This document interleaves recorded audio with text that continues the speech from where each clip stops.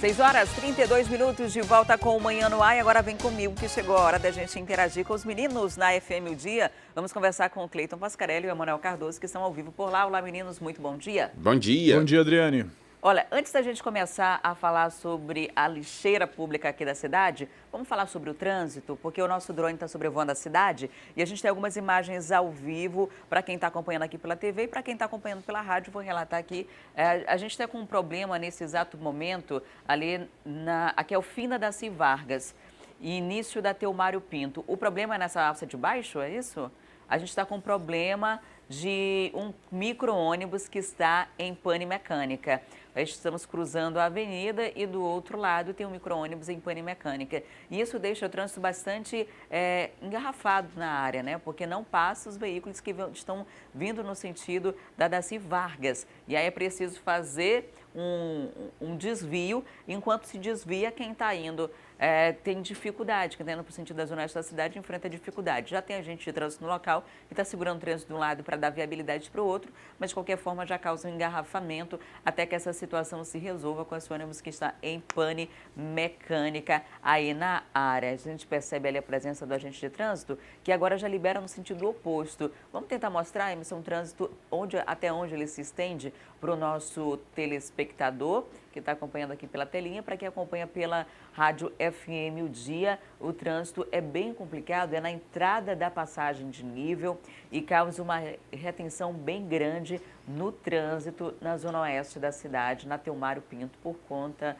desse ônibus em pane. Em Manaus é assim, parou um carro suficiente para parar toda a cidade. Enquanto essa situação não se resolveu o quanto antes, o prejuízo no trânsito, né, para quem está saindo, para chegar no seu compromisso, no trabalho, na escola, vai ter bastante dificuldade nessa manhã de quarta-feira. O trânsito vai se estendendo ao longo de toda a Avenida Teomário Pinto. Daqui a pouquinho a gente mostra os trânsitos em outras áreas para você que nos acompanha por aqui.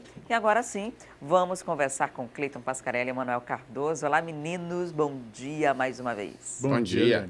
Vamos falar sobre a justiça que determinou uma perícia no aterro de Manaus. Esse aterro ele já gera bastante problema, já se tem várias denúncias relacionadas a ele, mas parece que nada se resolve. A perícia faz parte de uma determinação da Justiça que atendeu a um pedido do Ministério Público Ambiental, né, da Vara Ambiental do Ministério Público do Amazonas, que move uma ação civil pública.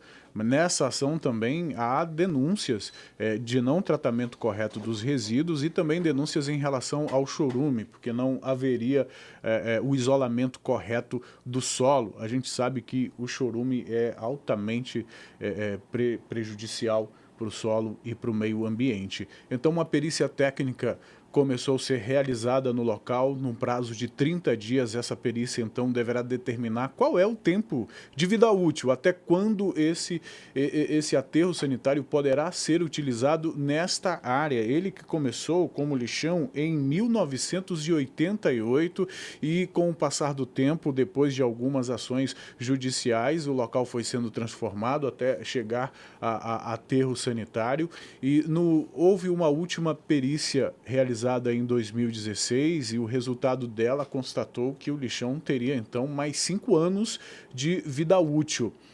Essa perícia agora então deve determinar se esses 5 anos, se vai ser esses 5 anos mesmo, ou se outras medidas deverão ser tomadas, ou mesmo se esse aterro sanitário deverá ser levado para um outro local. Então, esse é o objetivo dessa perícia técnica que está sendo realizado na área. Ou seja, em 2016, quando eles avaliaram isso, estendia-se no máximo até 2021. Agora, o que a Promotoria de Meio Ambiente aí do Ministério Público quer saber, juntamente com a Vara de Meio Ambiente da Justiça, realmente consegue funcionar até 2021, porque o que se tem é uma análise topográfica aí do local, de mapa, né, de satélite, de que a área aumentou muito. E isso é um grande problema ali para aquela área. Vamos ver aí, então, o laudo deve sair nos próximos dias, né? E vale lembrar que o lixão aí, né, que hoje é um aterro controlado, mas já foi um grande lixão desde 88, né, como você falou, ou seja, tem o mesmo tempo aí que a Constituição Federal. 30 anos de funcionamento. Em 2006, à época o prefeito era o Serafim Correia, houve uma assinatura de um ajustamento de conduta com o Ministério Público, foi quando passou a ser um aterro controlado, tiveram que mudar totalmente aquela área ali do aterro para ele se adaptar a as nomenclaturas, né, do Brasil, mas fica longe de ser um aterro sanitário, que é o que determina aí a legislação ambiental do país. A gente não tem, né? Na verdade, a gente não tem nenhum aterro sanitário aqui no Amazonas, não tem. né? Tanto que lá em Parintins tem a questão do risco aviário por conta da lixeira que fica próximo ao aeroporto, e a gente já noticiou por diversas vezes a suspensão de voo justamente por isso. Eu já estive algumas vezes aí nesse aterro fazendo reportagem, e para quem está acompanhando as imagens pela TV, a gente vê que tem umas espécies de montanhas de lixo. E outras partes são algumas elevações. Essas elevações já foram montanhas de lixo também. Como funciona? Leva o lixo todo e vai colocando, prensa esse lixo, compacta esse lixo e coloca uma camada de terra por cima. Depois coloca lixo de novo e vai fazendo no aterro várias montanhas. Isso. Vários montes assim, de lixo, de tanto lixo ao longo desses 30 anos. Por debaixo dessas montanhas, existe ou deveria existir uma espécie de tubulação para drenar todo o líquido que vai sair desse lixo, assim como também os gases, e não haver uma contaminação de lençóis freáticos, por exemplo. Que é o que apareceu aí nas imagens, né, agora. E a preocupação dessa validade é porque, chegando perto desse prazo, ou até aumentando a quantidade de lixo que vai diariamente para essas áreas, porque a população do Amazonas cresceu, existe a preocupação do risco que isso pode causar, o risco ambiental. E dano ambiental costuma ser irreparável. Não tem como consertar algo que já foi danificado numa proporção como essa. E a gente está falando de muitos gases, imagina o lixo todo da cidade indo para um lugar só, o que deve ter por aí. Então precisa fazer uma avaliação o quanto antes, porque não pode esperar chegar o prazo. Se supostamente ainda teríamos mais 3 anos, já tem que providenciar uma nova área, começar a preparar a obra, fazer um aterro decente. Um estudo de impacto ambiental, né? De repente até virar um aterro sanitário, que a gente ainda não tem, né? Pois é. Ou analisar um outro local, né? Muito se fala em começar a levar ali para a área da região metropolitana, né? Mas isso nunca realmente foi debatido. É um papel principalmente aí dos vereadores, juntamente com a Prefeitura de Manaus, debaterem o que pode ser feito, né? Afinal de contas, trata-se ali da área do município de Manaus, mas há muitos anos que não se bate nessa tecla, Adriane. Vamos ficar na boa expectativa de que isso seja visto, né? Porque o que acontece? Tem algumas obras que não dão voto que ninguém quer fazer. É obra de saneamento, as questões de tubulação, aí espera a primeira rua desabar para depois resolver fazer alguma coisa, porque não está vendo, as pessoas não veem. Dificilmente alguém vai ver uma obra dentro de uma lixeira pública, não está dentro da nossa rotina. E aí, como não tem é um investimento grande e não há esse apelo eleitoral, muita gente vai deixando, empurrando com a barriga, ninguém quer assumir o filho, porque é um filho que não é volumoso, não é um viaduto que todo mundo vai passar e vai ver, não é uma obra grandiosa aos olhos do público, até porque fica até um pouco distante da capital. Então vão adiando, e a gente espera que isso seja resolvido o quanto antes, porque os problemas ambientais são uma consequência muito grande e para o longo da vida, né? Não é uma coisa instantânea. Inclusive, Adriane, talvez por isso essa seja uma das explicações para o que você acabou de falar em relação ao interior, porque é um problema de todo o estado. Se o que acontece, por exemplo, o que aconteceu em Parintins com o fechamento do aeroporto fosse aplicado a todos os interiores do estado do Amazonas, poucos aeroportos poderiam atuar no interior do estado. Mas, como você acabou de dizer, isso não dá voto, né? Não há discussão em relação a esse problema. É isso. Tá certo. Meninos, muito obrigada pelas informações. Um excelente dia para vocês e para os ouvintes da 93.1. Bom dia e a gente se vê amanhã. Bom dia, até amanhã, Adriane. Até lá. Tchau, tchau. Tudo de bom. E um vídeo de uma ação policial no bairro Santo Antônio, na zona oeste de Manaus, está circulando na internet. As imagens são da noite de ontem. Nelas é possível ver uma correria e um certo tumulto por conta de uma detenção. Não se sabe ainda o número exato de suspeitos. Um deles tenta fugir pelo telhado de uma casa. A informação preliminar é de que um roubo a uma residência tinha acabado de acontecer.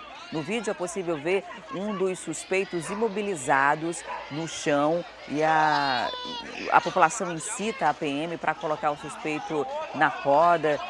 Gira popular que indica que o homem seja submetido a uma sessão de espancamento. Um dos policiais atira para dispersar as pessoas que estão em volta. Mais detalhes você acompanha mais tarde durante a programação da TV A Crítica. E um trio foi preso por falsificação de dinheiro. Veja agora no nosso resumo dos casos de polícia.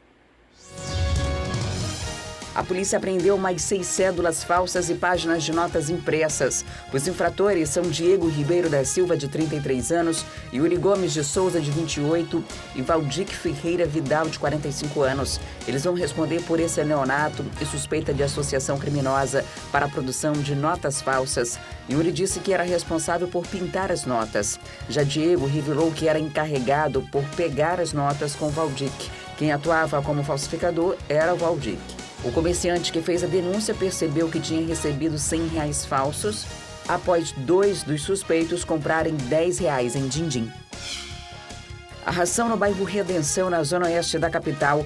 2 homens em uma moto chegam ao estabelecimento e anunciam um assalto. Eles levam pertences de vários clientes. O crime foi praticado em um restaurante, uma distribuidora e uma oficina. Foram pelo menos 50 vítimas. A dupla e mais um terceiro homem suspeito de dar cobertura foram presos. Denúncias anônimas levam à prisão de dupla por tráfico de drogas. Os suspeitos são Raimundo Alves, de 30 anos, e Elvis Printes, de 23. Eles foram presos no bairro Colônia Terra Nova, na zona norte de Manaus, e estavam com uma arma de fogo e mais 1,5 kg de drogas. E na noite de ontem, 8 pessoas foram presas e 2 menores apreendidos dentro de um motel no Parque das Laranjeiras. Com eles foram apreendidos 200 quilos de drogas. Quem vai trazer outros detalhes sobre esse caso é o repórter Fred Rocha. Oi, Fred, muito bom dia. Como foi que a polícia chegou até os suspeitos? Muito bom dia, Adriane. Bom dia a todos. A polícia chegou depois de uma denúncia anônima, mais uma vez sendo importante.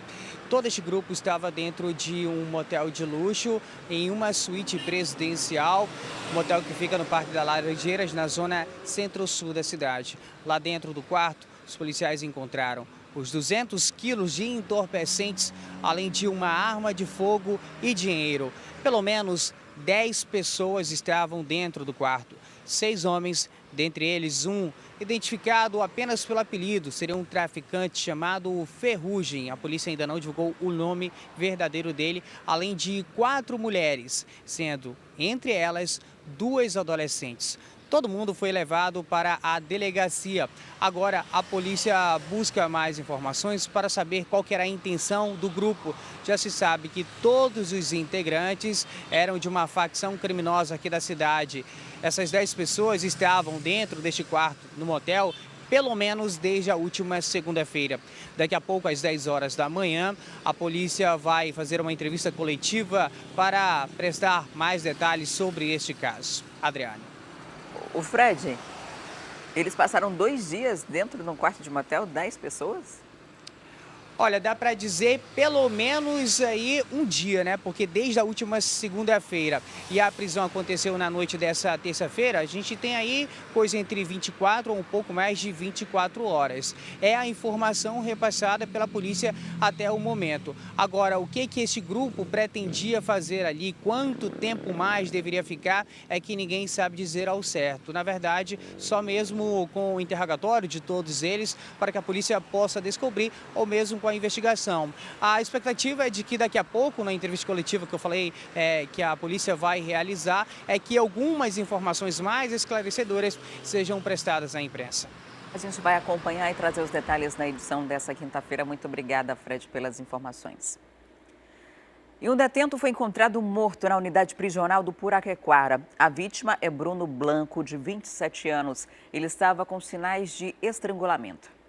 Bruno Vilhena Blanco, de 27 anos, foi encontrado morto no banheiro da cela de número 1004, na unidade prisional do Puraquequara, na zona leste de Manaus, onde cumpria pena. A suspeita é de morte por asfixia. De acordo com a Secretaria de Administração Penitenciária, O caso já está sendo investigado pelo Departamento de Inteligência Penitenciária, o DIPEM. Bruno cumpria pena em uma cela que fica na Galeria Superior número 10, juntamente com outros 8 detentos. Ele cumpria pena por tráfico de drogas. Foi preso em 2014 em um condomínio na Ponta Negra, no momento em que a polícia o encontrou juntamente com outras 3 pessoas na posse de pelo menos 200 quilos de cocaína. O Instituto de Criminalística foi chamado até o presídio para realizar a perícia no local. A Secretaria de Administração Penitenciária também repassou o caso para o 28º Distrito Integrado de Polícia. E olha, esse não foi o único detento que morreu em unidade prisional, não. Um outro detento de 33 anos, identificado como Alexander Lima dos Santos, foi encontrado morto em um banheiro do complexo penitenciário Anísio Jobim, no Compage, no quilômetro 8 da BR-174. O preso foi achado em um banheiro no pavilhão 3 nessa terça-feira. Ele ocupava a cela 6 da ala 2. O caso foi encaminhado ao Instituto de Criminalística para que os trabalhos de perícia possam identificar as causas da morte. Os 2 presos foram possivelmente mortos dentro do banheiro de unidades prisionais diferentes. A gente não tem informação ainda sobre se há algum tipo de envolvimento, se uma morte tem alguma relação com a outra. A informação inicial é de que o Bruno participava de uma das facções criminosas que atuam aqui no estado. E ao longo da nossa programação, no Alô Amazonas e no Cidade Alerta, a gente deve trazer mais detalhes sobre essas 2 execuções e também sobre as explicações do sistema de segurança da Secretaria de Administração Penitenciária. Porque, independentemente de ter cometido crime ou não, de ter sido condenado ou não, quando uma pessoa é presa, ela passa a ser responsabilidade do Estado, que tem a tutela. Então, é o Estado também que precisa garantir a segurança e evitar que essas situações ocorram. No mínimo, o que tem que ser feito agora é uma investigação para identificar os autores. E o incêndio no bairro Nova Esperança terminou com a morte de um homem de 55 anos. Ele era técnico de refrigeração e morava na casa há mais de 5 anos. No início da manhã, vizinhos ouviram uma explosão e, em seguida, avistaram a casa onde a vítima morava em chamas. O homem estaria fazendo a manutenção de um ar-condicionado para um cliente no início da manhã desta terça-feira. Ele trabalhava na parte da cozinha desta residência, que fica aqui na Rua R, no bairro Nova Esperança. Ele morava alugado na casa há aproximadamente 7 anos e sozinho. Às 7 horas da manhã, os moradores aqui da comunidade chegaram a ouvir uma explosão. O proprietário da casa, que mora bem na frente, saiu assustado e veio checar para saber o que estava acontecendo. No momento que ele chegou aqui na rua, percebeu que o fogo já estava se alastrando pela parte da sala. Ele ainda tentou socorrer a vítima, mas não conseguiu. Todo o tempo com a marreta, uma marreta de 5 quilos, quebrando a porta e nada de a porta coisar. Eu peguei a chave mestra, abri, ela abriu, mas deu no cadeado. Aí fomos para a marreta e nada. Aí o fogo se alastrando, aí quando nós fomos ver não deu mais para fazer mais nada. Aí tinha invadido para o meu lado também. Tirei minha neta, minha mulher, aí ficou pegando fogo. Aí o bombeiro chegou, fez primeiro esse lado e o lado dela já tinha acabado. A equipe do Corpo de Bombeiros foi acionada e eles conseguiram controlar as chamas. Logo depois, eles entraram na residência e começaram a checar cada compartimento da casa. Na parte do banheiro, eles encontraram a vítima, identificada como Gilmar Lobão, de 55 anos. Ele já estava carbonizado. Encontramos uma vítima dentro do banheiro. Quando nós chegamos aqui, já estava tomada pelo incêndio a residência. A perícia foi acionada e chegou a tirar fotos da parte de cima da casa, que ficou parcialmente comprometida. Os familiares estiveram aqui desta vítima, mas não quiseram gravar entrevista. É difícil você dizer, né? Mas tudo indica que ele entrou no banheiro, talvez com a intenção de se salvar. E foi pior para ele, que deve ter morrido asfixiado, né? E depois carbonizado. Muito bacana ele, não bebia, não fumava. E era um cara prestativo, só vivia para o trabalho e para os filhos dele ainda. Você lembra do caso de uma menina de 9 anos que era estuprada pelo padrasto? Ela chegou a falar para a mãe e nada aconteceu e numa atitude desesperada, ela fez um bilhete pedindo socorro à avó. Nós já, inclusive, conversamos com a avó dessa criança. E ontem, essa menina foi ouvida na delegacia onde esse crime é investigado. De acordo com as informações da delegada titular da Delegacia Especializada em Proteção à Criança e ao Adolescente, os abusos começaram quando a criança ainda tinha 6 anos de idade e eram praticados dentro da própria casa pelo próprio padrasto. Em uma certa época, esses abusos deram uma pausa. Isso porque a menina chegou a contar para a mãe que estava sendo abusada sexualmente pelo padrasto.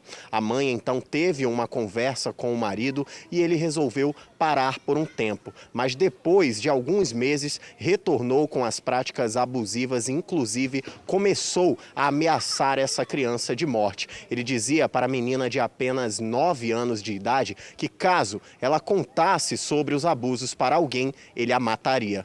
Então ele interrompeu esse abuso quando ela resolveu contar para a mãe.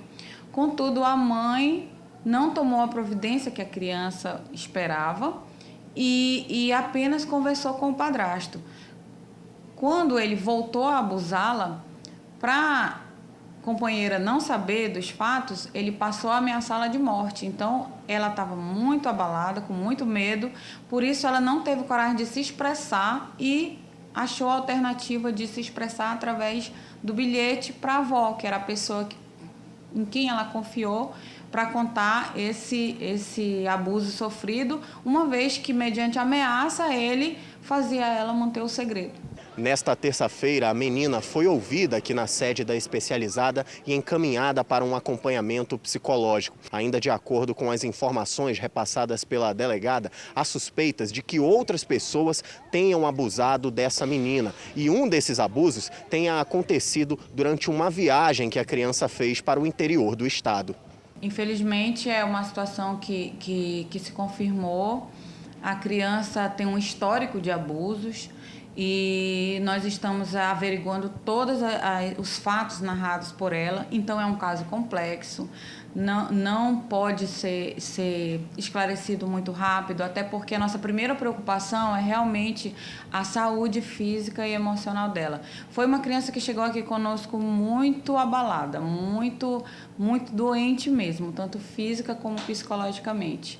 É uma criança que não consegue conversar, olhar para você, é uma criança que está com medo.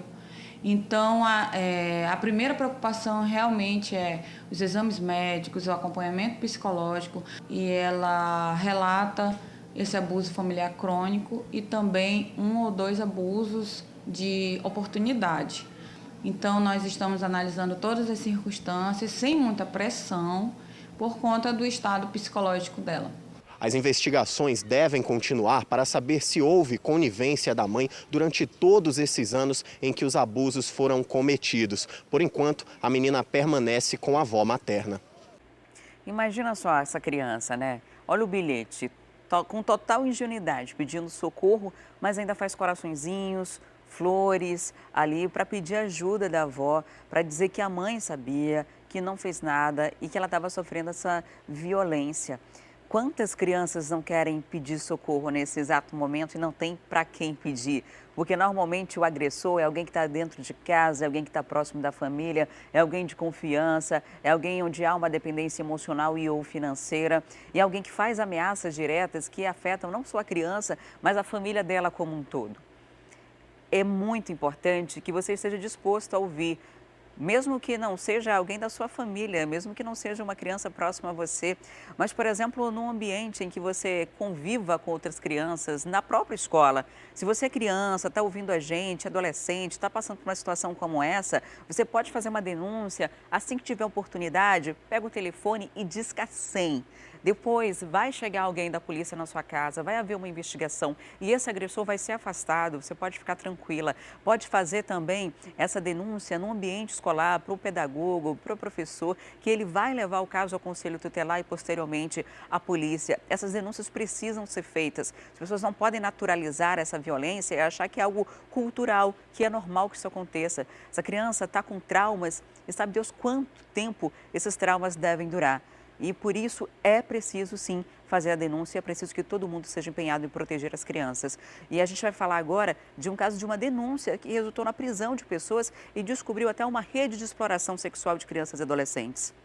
A polícia concluiu um inquérito sobre a rede de prostituição que envolve o empresário com uma rede de prostituição. Em agosto, ele foi preso em flagrante, quando estava com uma menina dentro de um quarto de motel. A menor foi levada para o local pela própria tia dela, que também foi presa.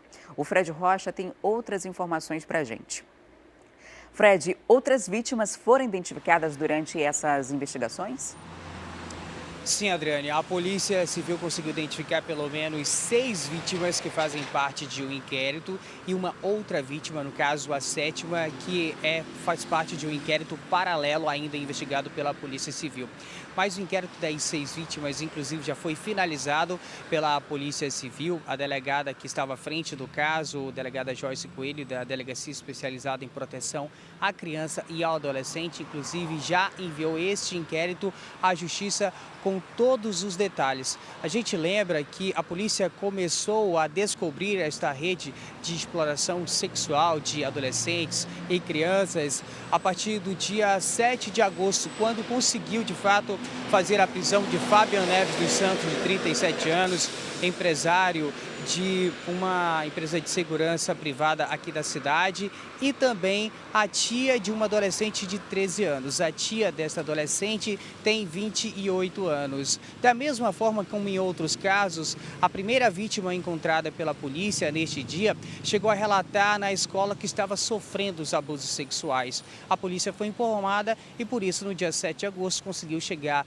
dentro de um motel no Monte das Oliveiras, na zona norte da cidade, onde encontrou o Fabian Neves dos Santos, um empresário, com adolescente de 13 anos, e a tia estava trancada dentro do banheiro para não atrapalhar o momento íntimo. Naquele dia, quando a polícia conseguiu fazer a prisão do empresário e da tia da adolescente, eles foram levados para a delegacia. A partir deste momento, a delegada pediu a quebra do sigilo dos dados telefônicos dos dois para a justiça com a liberação. Então, a delegada descobriu conversas e imagens que davam a entender a participação de outras pessoas nesta rede de exploração sexual. A partir disso, no dia 18 de setembro, a polícia deflagrou a Operação 666, conjunto de números que era a senha do aparelho celular de Fabian Neves. E aí, a partir disso, depois os policiais conseguiram chegar até Raimundo Alves do Vale Filho, de 52 anos, mais um cliente desta rede de exploração sexual, e Ana Cássia da Silva Bentes, de 28 anos, uma segunda agenciadora, amiga da tia da adolescente de 13 anos que já tinha sido presa. A polícia sabe que este grupo atuava principalmente em bairros periféricos da cidade, se aproveitava da vulnerabilidade de adolescentes entre 13 e 14 anos.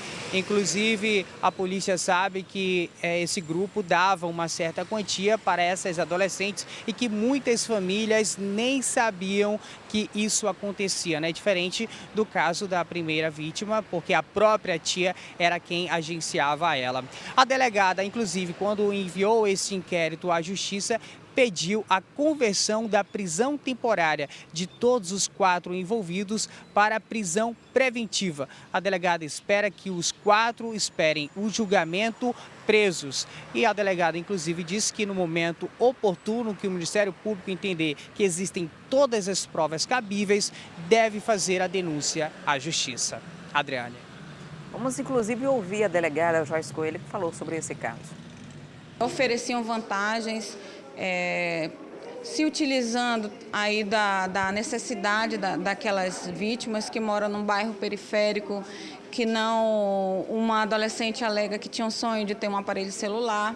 Então, tudo isso era utilizado pelas agenciadoras para cooptar, para trazer, para levar aquela adolescente a praticar, a vender o próprio corpo. Né? A gente deve deixar sempre bem claro que a vítima nunca tem culpa. Nesse caso, o crime, quem está cometendo o crime é a agenciadora. A criança, o adolescente, ele é vítima de toda uma situação econômica, de toda uma situação pessoal que acaba deixando vulnerável também dessa forma.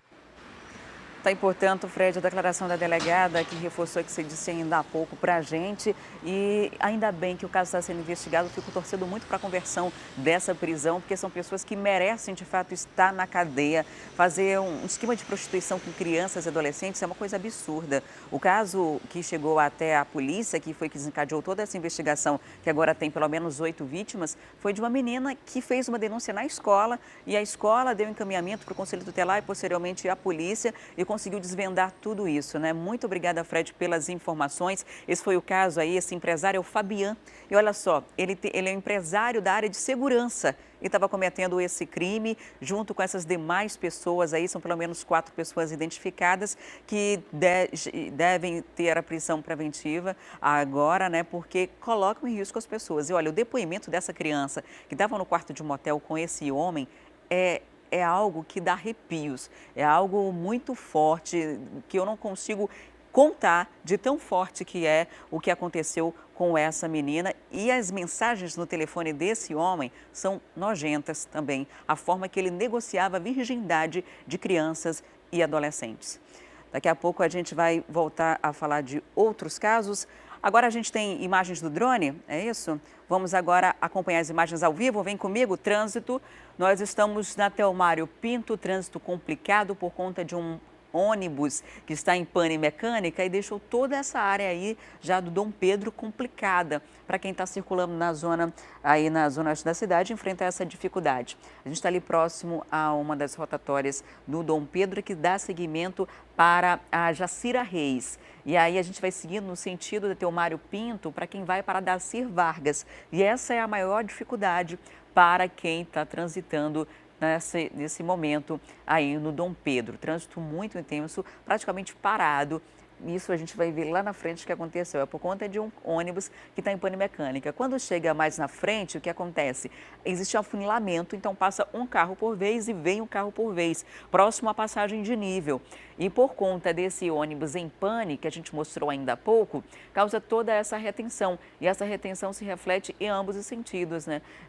Principalmente para quem vai para Dacir Vargas, que enfrenta essa maior dificuldade. Já tem agente de trânsito no local, mas não conseguiu ainda viabilizar a passagem desses veículos, porque o fluxo é muito intenso e só tem uma alternativa para quem já está no engarrafamento. Então, se você está pretendendo sair de casa, a Telmário Pinto não é uma boa opção, mas se não tiver alternativa, você vai precisar ter bastante paciência, porque esse trânsito se estende lá da rotatória até o local onde o ônibus está em pane, que é próximo à passagem de nível. Situação bastante complicada para o motorista que está circulando nessa manhã de quarta-feira. Manhã de quarta-feira que costuma ter o trânsito muito bom, é um dos melhores dias do trânsito na cidade, é quarta-feira. Mas hoje, aí no Dom Pedro, não tem nada de bom por conta de um simples problema. Detalhe é que já está há muito tempo, né, esse engarrafamento e a gente não conseguiu ainda verificar o porquê que ele ainda não foi retirado, por que não apareceu um carro guincho, um mecânico, algo que pudesse aí melhorar a situação. Mesmo com a gente de trânsito, o engarrafamento é muito grande. E agora a gente vai para o intervalo e daqui a pouquinho voltamos com as notícias do esporte e muito mais. Não saia daí que eu volto já já.